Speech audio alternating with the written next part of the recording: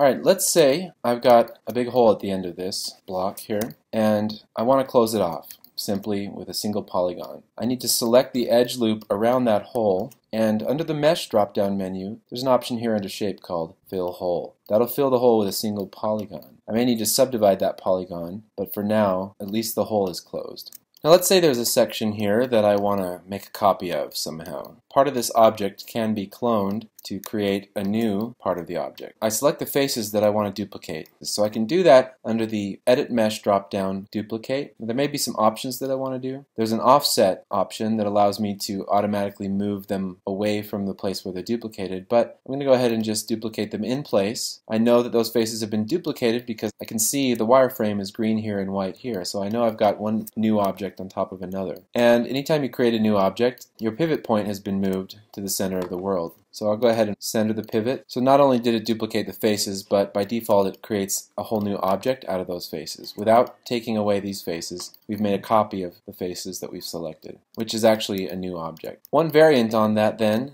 is this option called Extract Faces. If I select some faces and I want to take them out from this object without copying them, I can use this button, Extract, or I can go up to Mesh under the Separate menu and extract them there. Look at the options. When this box is checked, it will separate the extracted faces into its own new object. So let's go ahead and do that.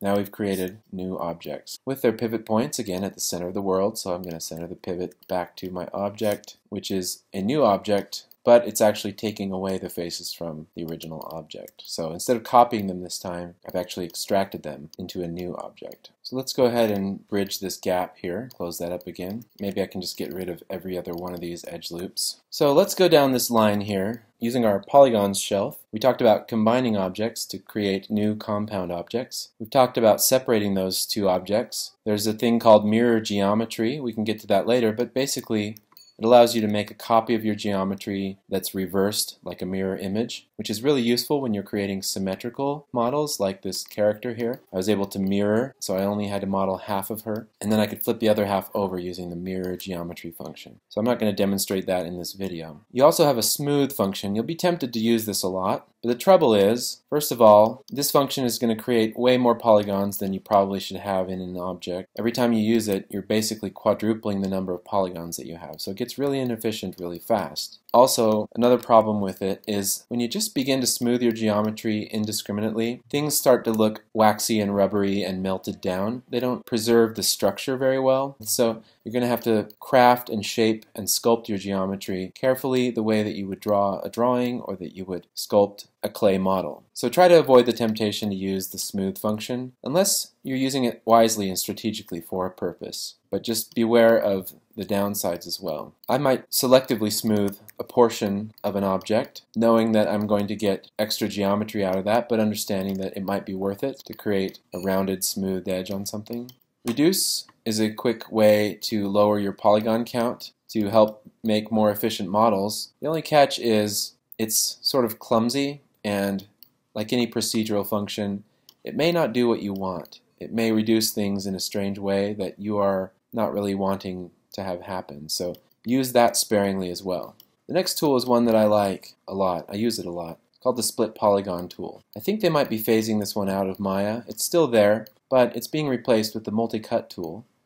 The Split Polygon tool allows you to click an edge and drag to another edge to create more complex subdivisions of your geometry. The idea is with each click, you move between one edge and another edge, or one vertex and another vertex. If you want to make sure you got onto the vertex, you need to slide that tool all the way over past the vertex to make sure that it snapped into that corner.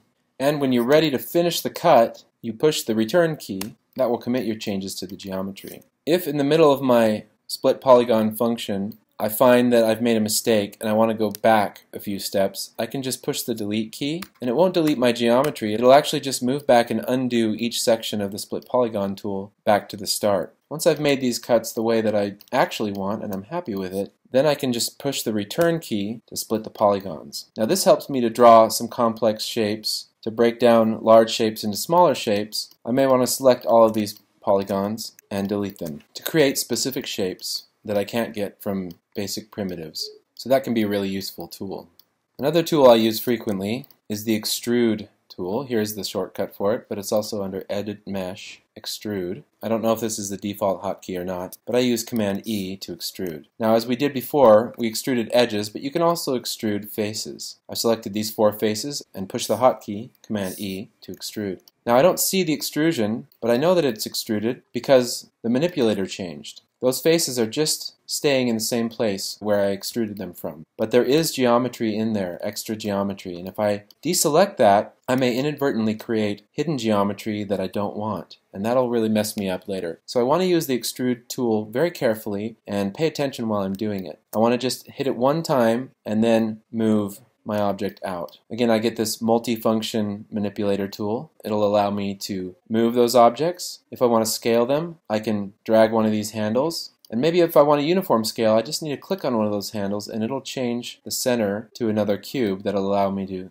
scale uniformly in 3 dimensions. I can also rotate the faces that I've extruded by clicking on this ring to get my rotate manipulator. And that'll allow me to rotate in any of the 3 axes or along my screen space. And I can always go back to my basic functions by using the hotkeys WER, my basic translation functions. So extrude, very useful. I can extrude once and move up, extrude again and move up again, one after another. I just want to make sure that I don't leave those extrusions in their place because, again, I'll be creating all kinds of geometry that I don't want, and that can cause me problems. Look at the fun I can have extruding. Of course, I can extrude multiple faces at once to create really interesting shapes. So that is the extrude function.